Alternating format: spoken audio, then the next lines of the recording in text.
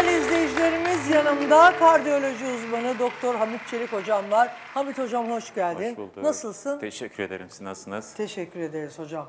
Su diyeti dedin, önümü çeviriyorlar. Yollarda beni çeviriyorlar. Diyorlar ki nasıl yapacağız, ne olacak? Ben de iyi dinleyin diyorum. Aha getirdim Hamit hocamı tekrar. Su diyeti nedir hocam? Evet. Su diyeti tek bir besin vererek aslında kısmi açlık demektir. Yani hastaya tek bir besin vererek tokluk hissi oluşturup yanında da takviye edici gıdalar verip hastaya aç bırakmaktır. Şimdi bununla iki amacımız var. Birincisi nasıl zayıflatabiliriz kalıcı olarak. Bir diğeri de bu kronik hastalıklara nasıl tedavi eder bu kısmi acıkma hissi. Bunun içinde 3 tane mekanizma, su diyeti yapan bir hasta, bir kişi 3 mekanizmayı devreye sokar. Birinci mekanizma otofaz sistemi. Otofaz sistemi nedir? Vücuttaki bulunan toksinler, bakteri, mantar, iltihap, kist, her ne varsa vücuttaki bütün zararlı maddeleri parçalayıp dışarı atıp bu şekilde kronik hastalıkların nedenini ortada kaldırmak. Bir diğer fazla da Besin-Off sendromu, yani mekanizma, su diyeti mekanizma. O da bağırsak içerisinde yıllar boyu birikmiş olan parazit olabilir. İşte iltihap olabilir, başka bir neden olabilir, mantar olabilir, bakteri olabilir. Bunları uzun süre bir şey yemediği zaman vücut, bağırsaklara besin girmeden bunlar kendi kendini besinsiz kalıp kendi kendini parçalayıp dışarı atılır. Bu şekilde hem vücut temizlenmiş olur, hem bağırsaklar temizlenmiş olur. Bu nedenle hem vücuttaki kronik hastalıklar ortada kalkar, hem de mide bağırsak sistemine bağlı hastalıklar ortada kalkar. Bir mekanizması bu. Bir diğer mekanizması da vücudu zayıflamaya yönelik. Yani psikolojik açlığı azaltmak, acıkma hissini azaltma, vücudu ve beyni açlığı öğretmek, bu şekilde kişinin az yemesini öğretmeyi sağlar su diyeti. Aslında oruç gibi yani. Evet. Yani oruç gibi tabii ama burada tek besinle kişinin boyu, kilosuna göre en az 30 gün, 60 gün, 90 gün boyunca devam ediliyor. Bunun sonucunda bariz kilo verebiliyor. Artık kronik hastalıklarını hemen hemen %80-90 belki daha üstü kurtuluyor. Kullandığı ilaçlar da varsa ilaçlarda da kurtuluyor. Peki bunun zannediyorlar. Hep yani su mu içeceğiz? Hep su değildir. Bakın su orucu ayrıdır. Su orucu sadece su içiyorsun, başka bir şey yok. Ona dayanılması mümkün değil. Belli bir süreden sonra vücuda zarar verir. Peki tek bir gıda veriyorum diyorsun. İstediği kadar yer mi? Tabii. Yeşillikler veriyorum. Maydanoz verebiliyoruz, marul verebiliyoruz. İşte bazen salatalık verebiliyoruz. Başka bir yeşillik verebiliyoruz. Bal verebiliyoruz. Tabii bu doktor takibinde olacak. Takip ediyorsun. Hastanın şikayet bulguları nasıl? Eğer zayıflamaya yönelikse kilo gidişatı nasıl? Ona göre değişiklik yapabiliyorsun. Çünkü bazen bir hasta maydanoz yer, maydanozdan daha kilo alabilir. Böyle metabolizmalar kişiye göre değişiklik gösteriyor. Tabii canım, ona göre takip ediyorsun. Bu şekilde hani mesela şimdi hastalar, izleyenler şunu diyebilir. Peki hocam bu kronik hastalıklar dediğin nedir diyebilirler. Yani neden oluşur? Bu hangi hastalıklar diye muhtemelen sorarlarsa, yani düşünüyorlarsa, kronik hastalıklar şudur: ömür boyu ilaçların fayda etmediği hastalıklardır. Yani ömür boyu ilaç kullanman gereken hastalıklardır. Yani doktora gittiğin zaman doktor şu cümle: ya sen bu hastalıkla yaşamayı öğreneceksin, ömür boyu da bu ilacı kullanacaksın. O ilacı kullanmanın nedeni şikayetlerini giderir, hastalığı tedavi etmez. Dolayısıyla şikayetlerini gideren ilaçlar verildiği zaman ve hastalık da tedavi olmuyorsa işte buna kronik hastalık diyoruz. Yani ömür boyu seninle yaşayan hastalıklar, seninle beraber giden hastalıklardır. Bunun sebebi ise de, bu kronik hastalıkların sebebi ise de tamamen vücutta çocukluktan yetişkinliğe kadar birikmiş olan toksinler, ağır metaller, besin zehirlenmeleri, ateşli hastalıklar sonucu vücutta birikmiş olan zararlı maddeler. Bunlar belirli bir düzeye birikir belli bir düzeye geldiği zaman vücudun hormonlarını bozuyor. Vücudun sinir iletimini bozuyor. Ondan sonra şikayetler ve hastalıklar ortaya çıkıyor. Neler çıkıyor bunlarda? Mesela en önemlisi hemen toplumun çoğunda bulunan migren, kronik baş ağrıları, kronik sinüzit, kronik astım, bronşit, horlama, uyku apnesi, reflü, geğirme, gastrit, karın şişkinliği, kabızlık, ishal, egzama, mantar, huzursuz bacak sendromu, İşte bazen insülin direnci, diyabet ve tansiyon gibi hastalıklar oluşur ki bunlar dikkat ederseniz toplumda çok yaygındır ve sürekli bu hastalığı taşıyanlar yanında ilaç, yani sürekli ilaç kullanırlar. İşte bunlar da kronik hastalıklardır. Peki hocam, benim de merak ettiğim, burada dostlarımın da merak ettiği çok önemli bir şey var. Bu sadece kilo vermek için gelen hastalara mı uyguluyorsunuz, yoksa mesela benim ölçümde biri geldi, erkek Evet. ya da kadın, Yani, su diyeti yapmak istiyorum dedi. Şimdi onu şuna dikkat ediyorum. Bir örnek veriyorum. Boy 1.55, kilo 55. Su diyetine en az bir ay uygun. Boy 1.55, kilo 50. Bunu almıyoruz çünkü çok zayıflar. 42 kilolara kadar düşer su diyetinde. Hayır, kronik hastaları da İyileştiriyor, sıkıntı yok. Kronik hastalık da olsa Ona şimdi farklı onu bir şey alamıyoruz. uyguluyor. Farklı, yani aslında kısmi su diyeti yapıyoruz da çok kilo veriyorlar. Zayıf hastalar inanılmaz hızlı kilo veriyor.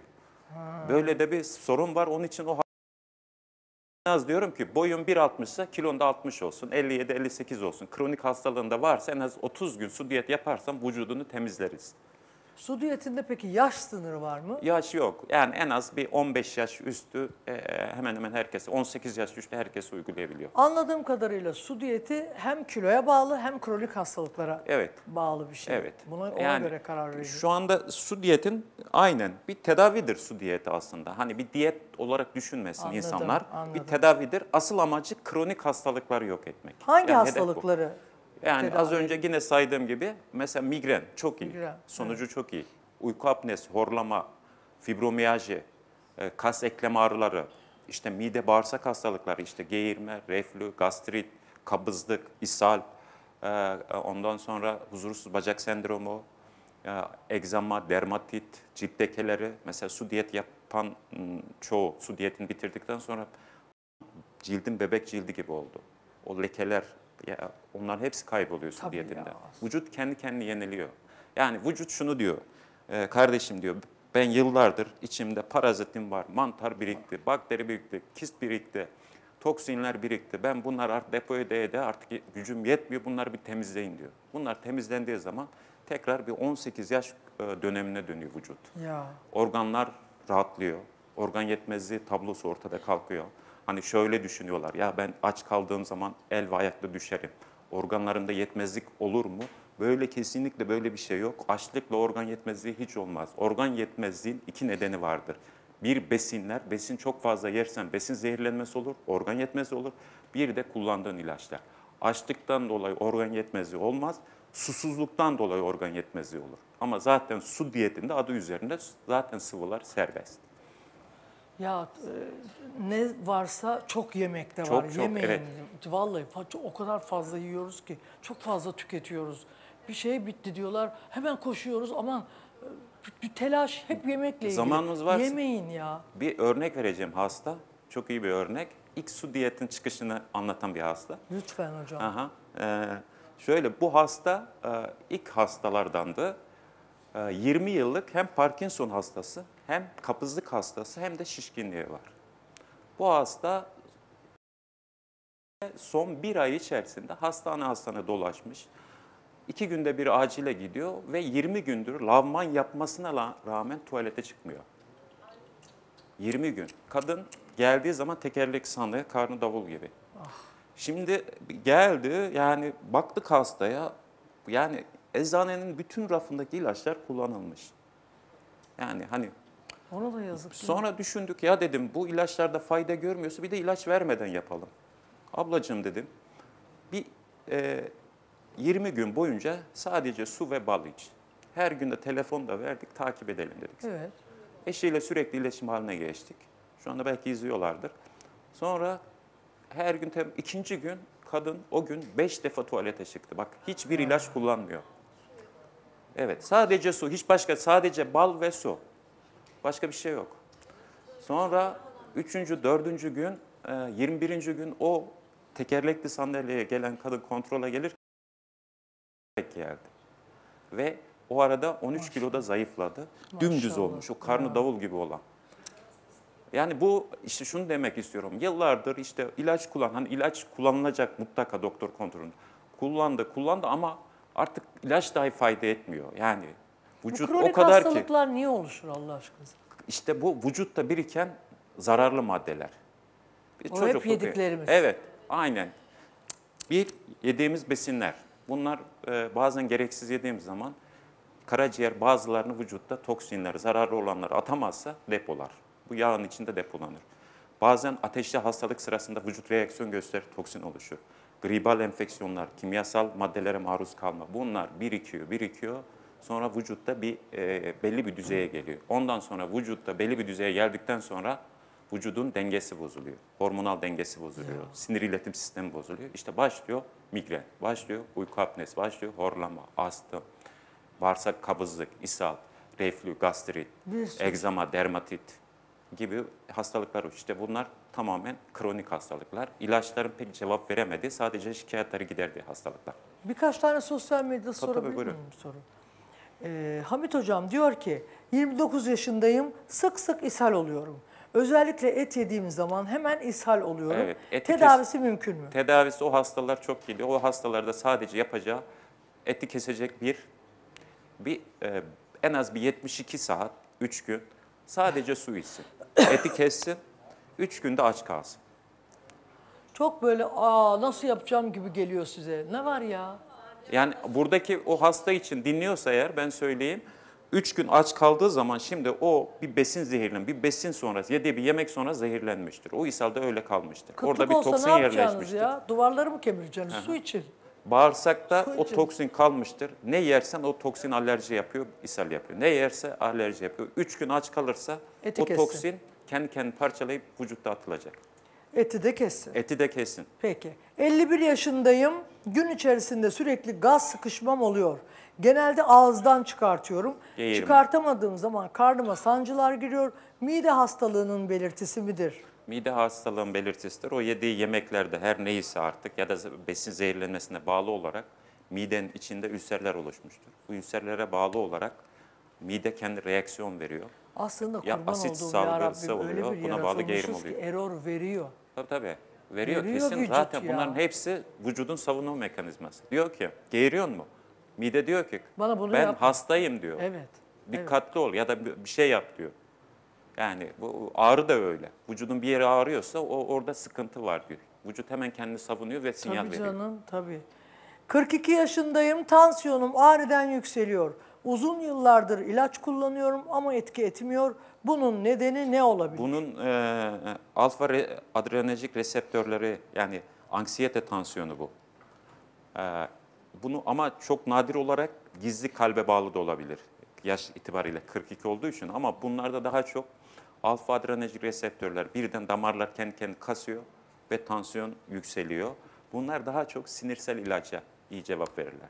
Onun için psikiyatriye gidip kullanırlarsa. Hocama soru ilaç. sormak istiyordum. Melahat'cığım. Hocam hoş geldiniz. Hoş bulduk. Verdiğiniz besinlerden sadece yeşillikten bahsediyorsunuz. Peki yeşillik yiyemeyen, benim gibi mesela et veya hamur işlerini sevenler? Şimdi su diyetinin tedavideki asıl yeri ilk 20 gün protein asla vermek. Çünkü protein bütün hastalıkların anasıdır. Yani şimdi herkes protein Hocam, protein ben der ama ayakta duramam. bütün vücuttaki mikroplar proteinde beslenir. İlk 20 gün protein kesinlikle verilmiyor. Vücudun temizlenmesi için. Onun için protein içeriği olmayan başka bir besin verilebilir. Mesela fındık verebiliriz. Mesela ne? Badem verilebilir, bal verilebilir. Ama Anladım. protein, et kesinlikle yok. Anladım. Hatuncuğum. Bayılacağım. Hocam hoş geldiniz. Ben şeker hastasıyım.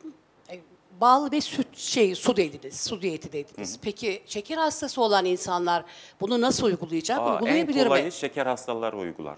Şeker hastası demek zaten şekerin yüksek. İlaç kullanmasan yüksek. İlaç kullanırsan düşer. Zaten şekerin yüksek olduğu için su diyeti süresince şekerin hep 110-120'lerde gidecek. Daha rahat geçireceksin. Çünkü su diyetinde en büyük sıkıntı, hastaların korktuğu şey şekerin düşmesi. Ama şeker hastalarda zaten şeker düşmesi diye bir durum olmuyor. Evet, ve daha rahat yapıyorlar. Ve şunu gördüm, yani tedavi edilen hastalarda en çok faydayı gören de şeker hastalığı olanlar. Ya. Teşekkür ederiz. Kardiyoloji uzmanı Doktor Hamit Çelik hocama alkışlarla teşekkür ediyoruz. Sağ olun hocam.